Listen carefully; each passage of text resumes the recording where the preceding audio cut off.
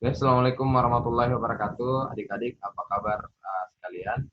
Alhamdulillah, puji syukur atas kehadirat Allah Subhanahu wa taala yang masih memberikan kesehatan kepada kita semua dan masih memberikan begitu banyak nikmat-nikmat yang lainnya sehingga hari ini kita masih bisa melaksanakan aktivitas kita masing-masing. Tentunya hari ini aktivitas pagi ini adalah saya memberikan materi dan adik-adik menonton video ini.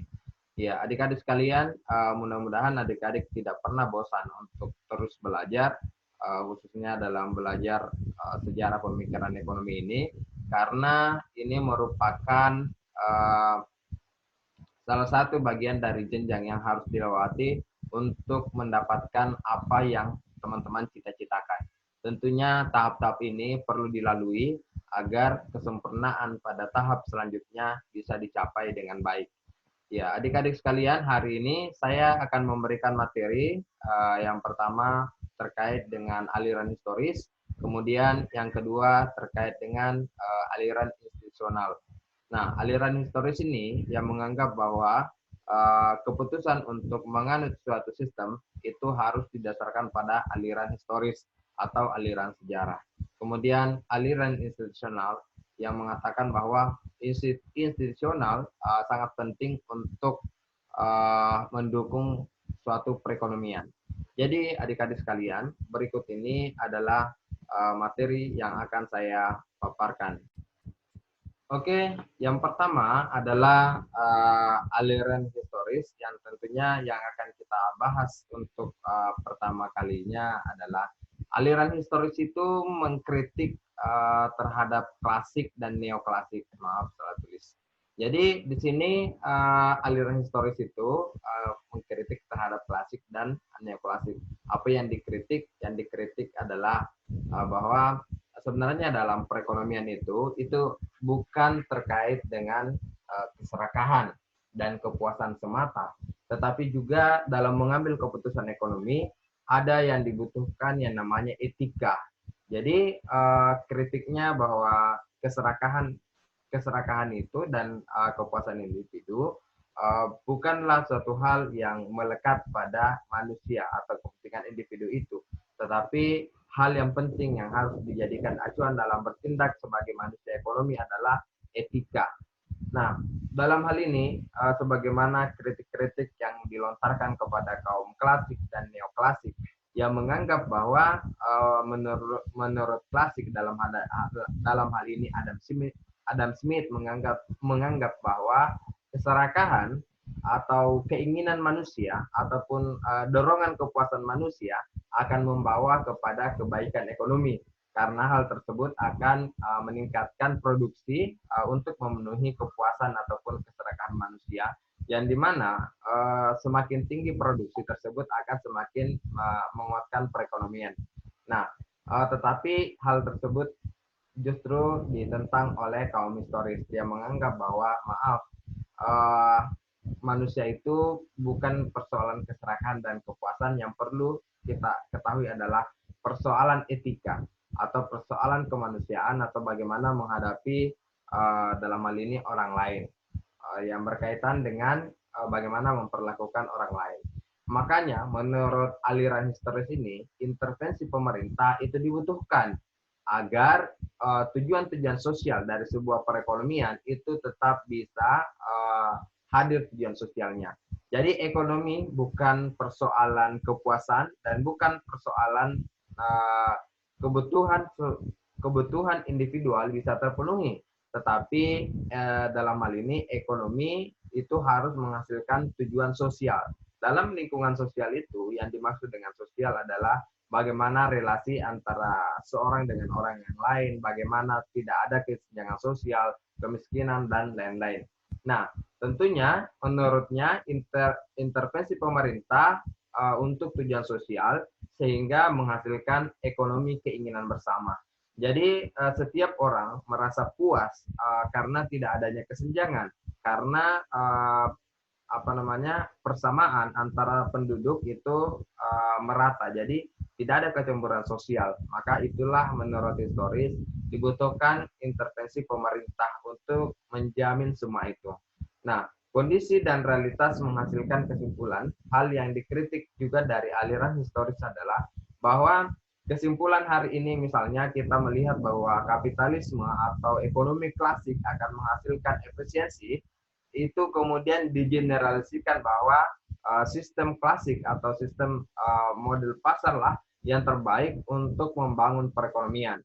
Menurut aliran historis, kita tidak bisa mengambil kesimpulan dengan apa yang kita lihat secara umum hari ini.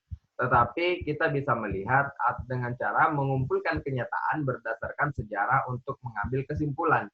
Artinya adalah kita melihat sejarah, sejarah yang dilihat adalah bagaimana perekonomian masa lampau, kemudian masa kini, kemudian kita mengambil kesimpulan akan bagusnya sebuah sistem yang harus dilaksanakan.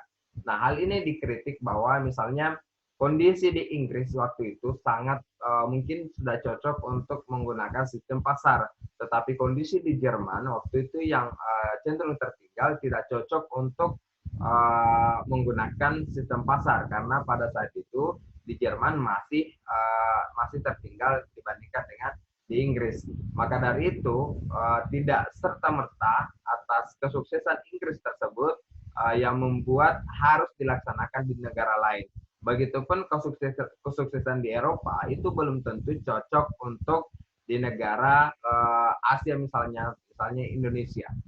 Nah, maka dari itu menurut aliran historis ini dibutuhkan sebuah histori atau sejarah perekonomian di suatu negara untuk mengambil kesimpulan apakah sistem ekonomi yang cocok digunakan di wilayah atau di negara itu.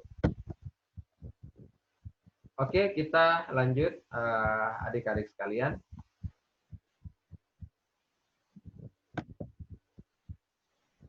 Aliran historis ini ada beberapa tokoh. Jadi tokoh-tokohnya antara lain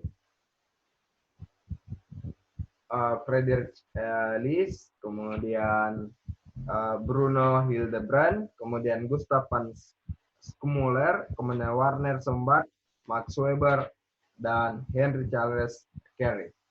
Nah, adik-adik, berikut ini kita bahas satu persatu tokoh-tokoh tersebut. Oke, yang pertama adalah Friedrich List yang hidup pada tahun 1789 sampai 1846. Adik-adik sekalian, berikut ini adalah apa-apa yang merupakan ide-ide dari Friedrich List ini. Yang pertama adalah kesimpulan sistem ekonomi yang baik perlu melihat sejarah. Hal tersebut sebagaimana yang saya katakan tadi pada pendahuluan pada aliran historis ini, ia menganggap bahwa sistem ekonomi yang baik itu harus dilihat dari sejarah. Jadi saya tidak perlu ulangi. Kemudian menurutnya dalam sistem ekonomi ada tahap sejarah yang perlu dilihat, yaitu yang pertama adalah berburu, kemudian yang kedua beternak, kemudian yang ketiga agraris, jadi sudah mulai pertanian, kemudian yang keempat bertani industri manufaktur, jadi sudah bertani, kemudian industri sudah mulai jalan, industri manufaktur, dan sudah melaksanakan perdagangan lokal. Kemudian yang kelima yaitu bertani, manufaktur maju, perdagangan internasional, dan hal ini semua merupakan tahap-tahapan dalam sejarah. Nah, bagi Friedrich List atau menurut Friedrich List bahwa negara yang sudah mampu untuk melakukan perdagangan internasional dan sudah mampu bersaing secara internasional, maka hal tersebut bisa dikurangi intervensi. Tapi sekali lagi menurut Friedrich List ini kebijakan ekonomi itu harus disesuaikan dengan kondisi negara. Kalau negara sudah bagus, kalau dalam hal ini industri negara atau negara tersebut sudah bisa bersaing dengan negara lain, maka dilepaskanlah maka diberikan kesempatan untuk bersaing dengan negara lain.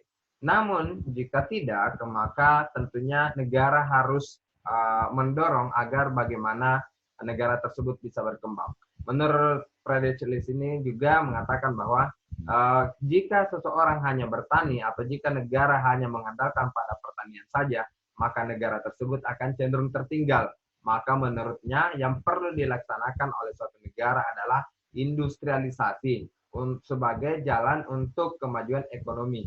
Tentunya dalam hal industrialisasi ini, negara harus mendorong atau negara harus mendukung apapun yang dilakukan oleh industri agar mampu bersaing.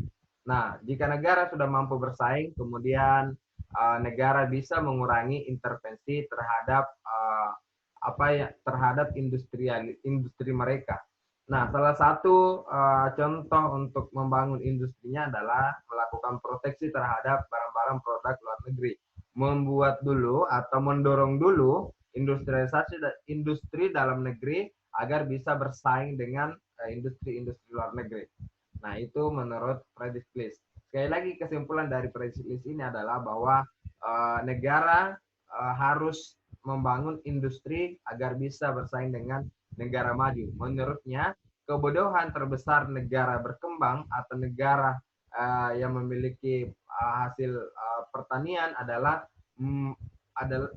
saya ulangi, kebodohan terbesarnya adalah karena dia mengekspor bahan-bahan mentah secara murah kepada negara tujuan, sementara kalau sudah diolah mengimpor kembali dengan harga yang begitu mahal. Maka menurut Friedrich ini industrialisasi terhadap hasil-hasil kita itu sangat penting agar kita punya nilai yang lebih besar pada negara-negara lain.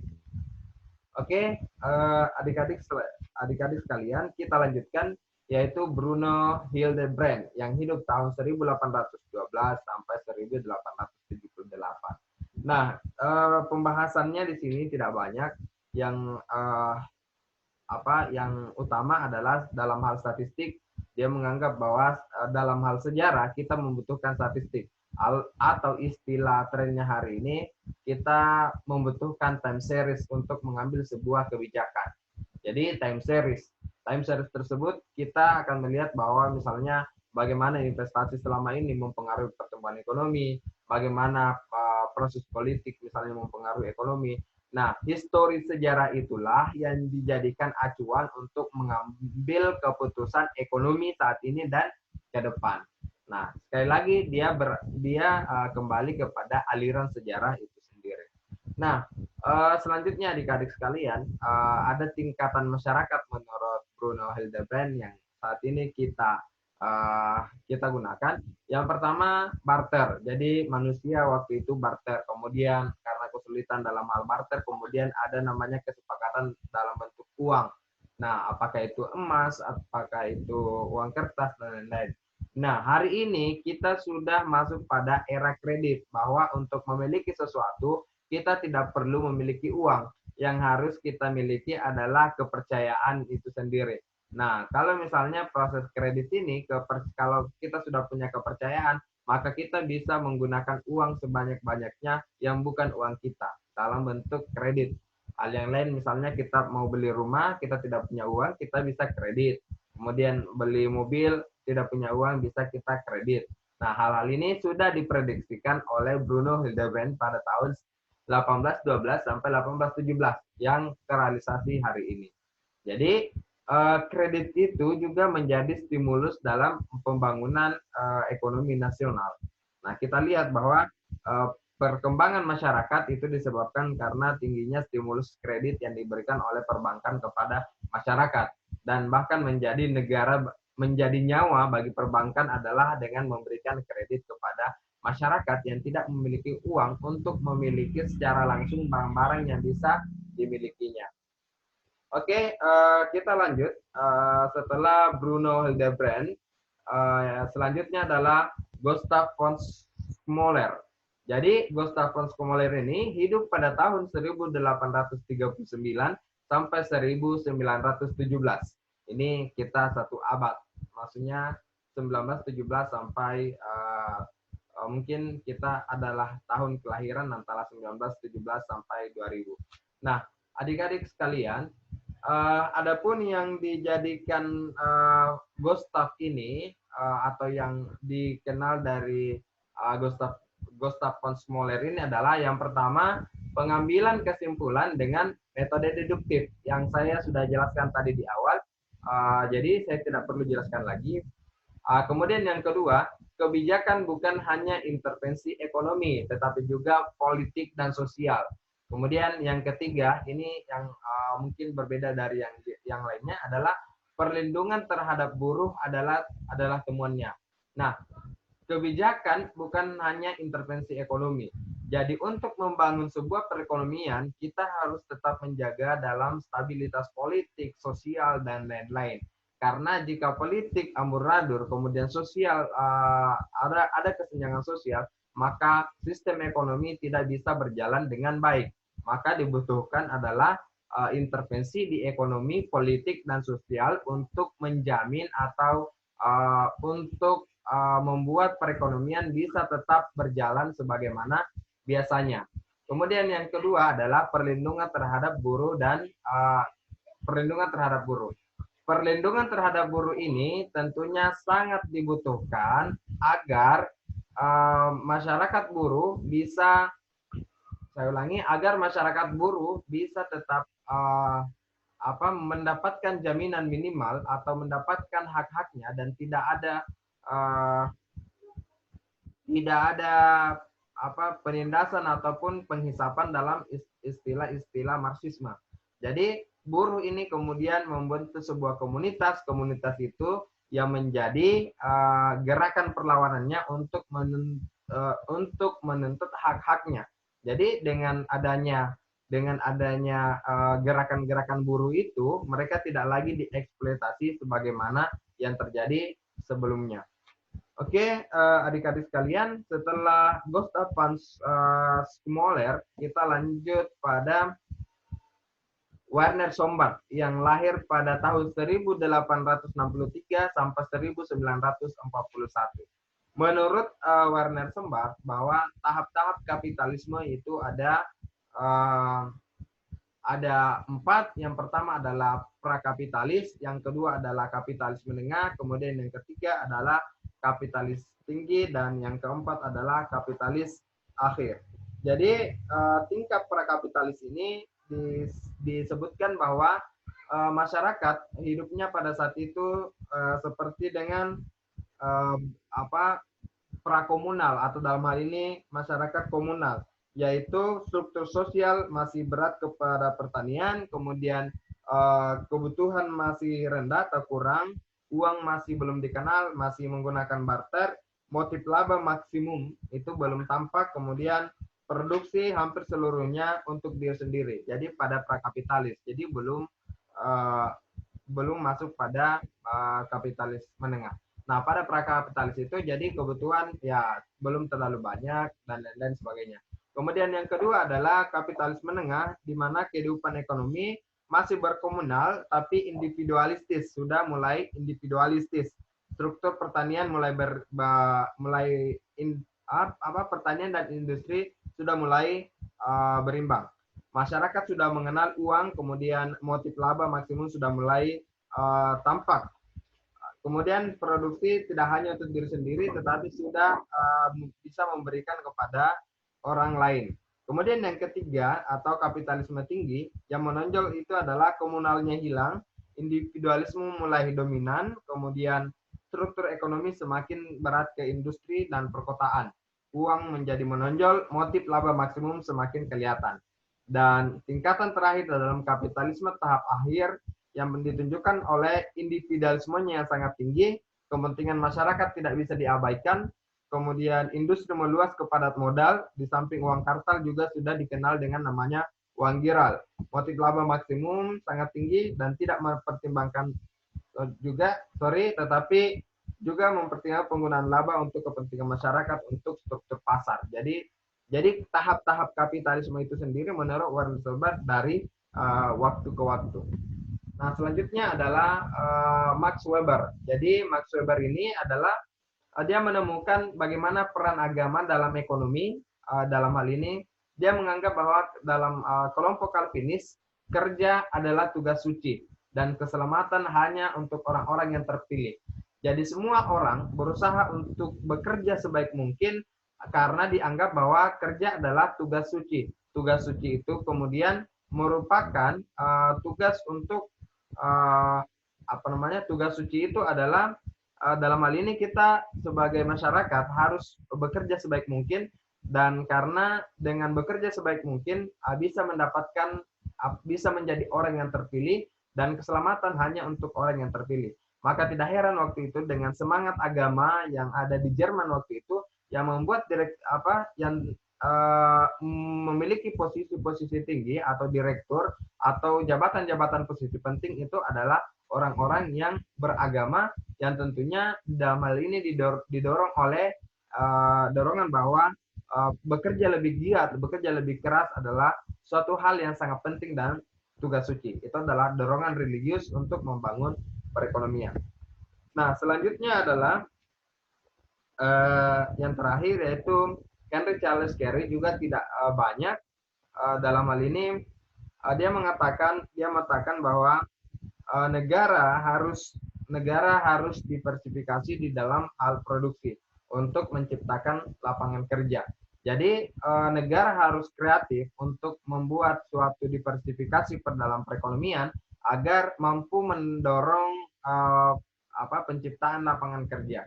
Nah, di sini juga yang selanjutnya yang bagus juga untuk diamati adalah stop ekspor barang mentah, karena dianggap bahwa hanya orang bodoh yang mau mengekspor barang mentah, dan karena dia mengekspor dengan harga yang murah dan mengimpor dengan harga yang mahal. Itu adalah penjelasan untuk materi aliran historis adik-adik sekalian. Kita lanjutkan pada aliran institusional. Nah, aliran institusional ini saya akan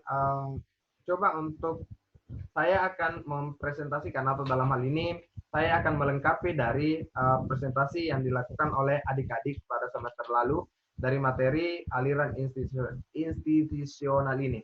Nah, yang pertama yang akan kita bahas dalam aliran institusional ini adalah ada beberapa kritik-kritik terhadap klasik juga. Nah, dalam materi ini yang perlu kita lihat adalah bagaimana kritik salah satu tokoh Thorstein Bundel Veblen yang hidup pada tahun 1857 sampai 1929. Nah, dalam hal ini kritik yang dilakukan Veblen adalah pertama, Veblen mengkritik teori-teori yang digunakan oleh kaum klasik dan neoklasik karena mengabaikan aspek-aspek ekonomi seperti kelembagaan dan lingkungan. Nah, tentunya dalam aspek ini menurut Veblen, dengan semangat kapitalisme yang sangat tinggi yang membuat masyarakat mengabaikan non-ekonomi seperti kelembagaan dan lingkungan. Maka tak heran jika terjadi penambangan dengan mengabaikan aspek lingkungan itu sendiri. Nah, maka inilah yang menjadi titik kritik dari Veblen itu sendiri terhadap ekonomi klasik. Bagi Veblen, masyarakat merupakan suatu fenomena evolusi dan segala sesuatunya terus-menerus mengalami perubahan. Pola perilaku masyarakat disesuaikan dengan kondisi sosial sekarang, dan keadaan lingkungan ini oleh Veblen disebut institusi. Nah, baginya masyarakat adalah kompleksitas tempat dari setiap orang hidup. Setiap orang dipengaruhi serta ikut mempengaruhi pandangan serta perilaku orang lain. Jadi yang dimaksud bagi Veblen institusi adalah nilai-nilai atau norma-norma atau kebiasaan serta budaya. Itu menurut Veblen. Jadi pentingnya nilai-nilai. Nilai tersebut adalah menjadikan kelembagaan ataupun misalnya lingkungan yang beraspek pada nilai-nilai dalam menjaga keberlangsungan ekosistem dalam dalam alam, sehingga masyarakat tetap bisa hidup bersama alam itu sendiri.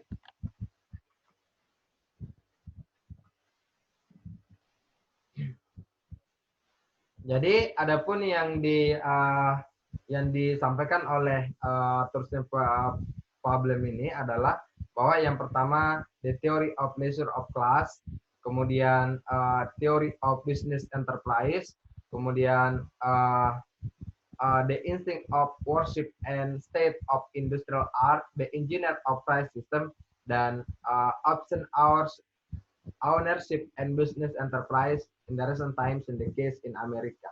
Jadi di sini problem ini juga membahas dalam hal-hal yang pertama adalah apa yang dimaksud dengan eh, teori teori dari leisure class. Nah, berikut ini adalah penjelasannya terkait dengan apa yang menjadi dasar dari teori-teori problem itu sendiri. The theory of leisure class ini adalah menganggap bahwa kesuksesan seseorang itu adalah seberapa banyak waktu luang yang dimiliki atau seberapa besar dia tidak bisa bekerja.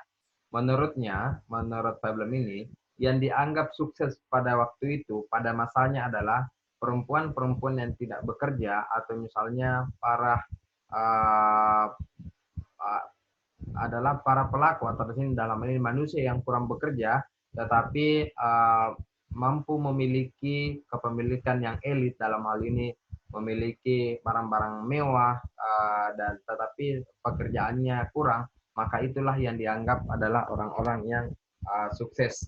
Jadi dalam hal ini leisure time menjadi ukuran kesuksesan seseorang dan kemampuan untuk memiliki apa yang kurang dimiliki oleh orang lain. Nah, yaitu di sini juga bisa kita katakan bahwa hal ini terkait dengan leisure dianggap bahwa pada masa ini adalah masa yang dianggap oleh problem adalah masa yang yang menganggap bahwa kesuksesan itu diukur dari uh, kesuksesan itu diukur dari leisure atau leisure of class. Nah, di sini ada beberapa yang dibahas oleh problem. Jadi sekarang dalam dianggap bahwa masyarakat ini uh, sekarang hanya uang yang dalam pikiran mereka. Segala sesuatu juga dinilai dengan uang. Sekarang orang tidak peduli terhadap perilaku ekonominya, apakah ia merugikan atau tidak. Yang jelasnya target utama adalah bagaimana menghasilkan uang. Orang berlomba-lomba untuk mencari dan memperebutkan harta tanpa peduli dengan cara apapun. Yang penting dia bisa memiliki waktu leisure atau leisure time yang begitu tinggi. Karena orang sangat doyan terhadap harta. Dan hal ini tak lain karena adanya anggapan bahwa harta yang mampu menaikkan status, harga diri, dan gengsi seseorang dalam masyarakat. Jadi kita menginginkan adalah ke pengakuan dari orang lain bahwa orang lain tersebut adalah sudah menjadi orang yang kaya. Nah, jika harta telah terkumpul, tentunya maka punya banyak waktu untuk bersenang-senang atau dalam hal ini yang disebut dengan leisure. Dengan demikian, pada masa sekarang kemampuan untuk hidup bersenang-senang juga dijadikan sebagai alat untuk menaikkan derajat atau status seseorang. Makin mampu ia tidak bekerja, dan dalam pekerjaan-pekerjaan produktif, maka semakin tinggi derajatnya dalam masyarakat. Jadi semakin kurang kerja kerasnya, semakin tinggi statusnya. Dengan catatan bahwa dia memiliki harta yang banyak. Nah, tentunya ada hal sebagai salah satu contoh yang disampaikan oleh problem adalah penyakit ini menghinggapi kaum wanita karena memakai gaun mode paling mutaakhir untuk mengumumkan pada orang-orang bahwa dia absen dari pekerjaan produktif, tetapi dia mampu memakai pakaian yang begitu mewah. Penyakit ini yang suka pamer tersebut juga menjangkiti masyarakat.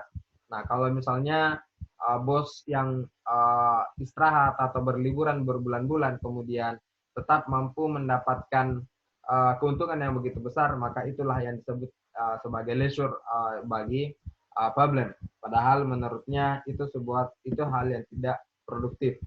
Nah, yang menjadi incaran konsumsi bagi masyarakat leisure ini adalah terutama barang-barang yang sangat mahal untuk mendapatkan pengakuan agar disebut sebagai manusia yang hebat. Nah, menurut problem, orang yang membeli sesuatu barang melebihi proporsi yang wajar dan tidak rasional. Jadi menurutnya adalah tidak rasional menurut problem. Nah, berikut ini hal-hal yang mungkin yang bisa kita lihat bahwa gelar yang diberikan pada problem yaitu maverick atau orang yang selalu berpijak pada pemikir sendiri tanpa peduli dengan pemikiran umum pada yang dianggap lumrah. Kemudian inokoklas, orang yang suka menyerang atau menjatuhkan ide-ide gagasan atau institusionalis yang diterima. Kemudian orang yang sering menerus mempersalahkan inti dari kebenaran dari susunan sendiri. Nah, selanjutnya ini tadi tentang apa yang saya sebut bahwa apa yang saya sebut bahwa pamer adalah dorongan, menjelaskan tentang dorongan untuk masyarakat, yaitu untuk pamer. Kemudian untuk konsumsi barang dan jasa, pamer, melagak orang kagum, kemudian uang dengan harta melimpah dan berlomba-lomba membeli. Ya, intinya menurut konsumen itu, konsumsi itu adalah untuk pamer. Jadi tentunya mengatakan bahwa bagi Veblen, gambaran yang disebutkan di atas dari kaum klasik adalah kedua kaum tersebut mengatakan bahwa orang akan selalu memilih alternatif konsumsi terbaik untuk memperoleh kepuasan sebesar-besarnya. Perilaku tersebut bertentangan dengan anggapan klasik bahwa setiap keputusan konsumen didasarkan pada rasio bukan emosi. Tetapi justru menurut Veblen, yang menyebabkan mengambil keputusan adalah persoalan emosi dan ingin dikagumi secepatnya oleh orang lain. Menurut pandangan ini, itu tadi tentang emosional. Nah, kemudian yang kedua, pada yang kedua tadi dijelaskan, jadi pada grafik yang kedua itu adalah behavior of enterprise atau bagaimana perilaku para pengusaha. Jadi perilaku para pengusaha ini sebenarnya di sini ada beberapa yang dibahas. Dahulu misalnya pengusaha pada umumnya menghasilkan barang dan jasa untuk memperoleh keuntungan melalui kerja keras. Sedangkan sekarang pengusaha menciptakan barang-barang yang disukai konsumen melalui trik-trik bisnis. Jadi bukan lagi melalui kerja keras, tapi melalui trik-trik bisnis. Kemudian perlu melihat masa sekarang semakin banyak dijumpai jenis pengusaha pemangsa, atau dalam hal ini banyak pengusaha adalah predator. Kemudian juga melihat bahwa masyarakat tumbuh dengan sebagai golongan absented ownership, atau dalam hal ini kepemilikan dalam bentuk misalnya saham. Pebble menilai bahwa pengusaha absented ownership memperoleh keuntungan besar dengan cara kong kali kong dengan pengusaha dan melahirkan golongan leisure class. Jadi di sini sangat menarik adik-adik sekalian. Jadi menurut Pebble ini dalam perilaku pengusaha dianggap pertama, dia adalah predator, akan membunuh siapapun yang menjadi saingannya, akan memusnahkan pengusaha-pengusaha yang menjadi saingannya, karena dia harus dia harus mendapatkan keuntungan yang sebesar-besarnya. Nah, dia tidak peduli dengan apa yang terjadi pada konsumennya. Juga ke hal ini karena yang penting adalah apa yang bisa didapatkan dari konsumen. Karena misalnya imperfect information, dalam informasi yang tidak sempurna, dia akan menjual misalnya begitu mahal kepada konsumen dengan catatan intinya dia ingin keuntungan yang besar. Nah, menurutnya ada namanya absented ownership. Dalam hal ini disebut oleh Veblen bahwa orang-orang tersebutlah yang akan memiliki pusaran-pusaran perekonomian atau pusaran-pusaran keuangan. Mereka akan berkolaborasi dengan pemerintah, mereka akan berkolaborasi dengan militer untuk menguasai semua sektor-sektor ekonomi yang ada di suatu wilayah tersebut. Jadi apapun yang dilakukan oleh kelompok-kelompok perilaku pengusaha ini, kelompok-kelompok pengusaha ini tentunya untuk mendukung atau dalam hal ini untuk menjadikan dia memiliki leisure atau memiliki waktu senggang yang begitu besar. Ya, jadi dengan menjadi predator, membunuh semua usaha-usaha yang menjadi saingannya dan lain-lain sebagainya. Itu yang mungkin yang dibahas dari sekian materi yang dibahas yang dari buku-buku Veblen itu sendiri. Jadi dalam buku Veblen dari 5 itu kita bahas 2 hari ini. Yang intinya tentunya ini adalah kritik Veblen terhadap sistem konsumsi dan sistem produksi.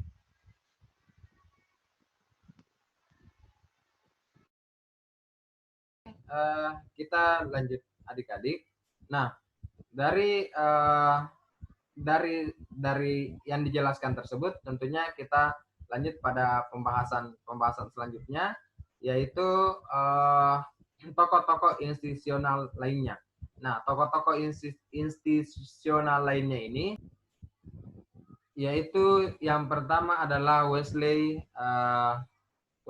Clair Mitchell dalam salah satu karyanya Business Cycle and Their Case. Dia menjelaskan bagaimana masalah fluktuasi ekonomi dengan berbagai macam data statistik. Kemudian juga tokoh lainnya adalah Gunnar Carls Myrdal.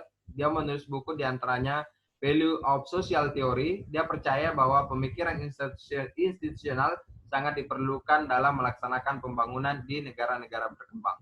Kemudian Joseph Schumpeter, dia berpendapat bahwa sumber utama kemakmuran bukan terletak pada dalam domain ekonomi itu sendiri, melainkan berada di luarnya, yaitu dalam lingkungan dan institusi masyarakat. Kemudian yang keempat adalah Douglas North, dia berpendapat bahwa peran institusi, baik politik maupun institusi ekonomi, juga penting dalam penggerak ekonomi. Nah, institusi ini adalah peraturan perundang-undangan serta norma-norma perilaku membentuk interaksi antar manusia.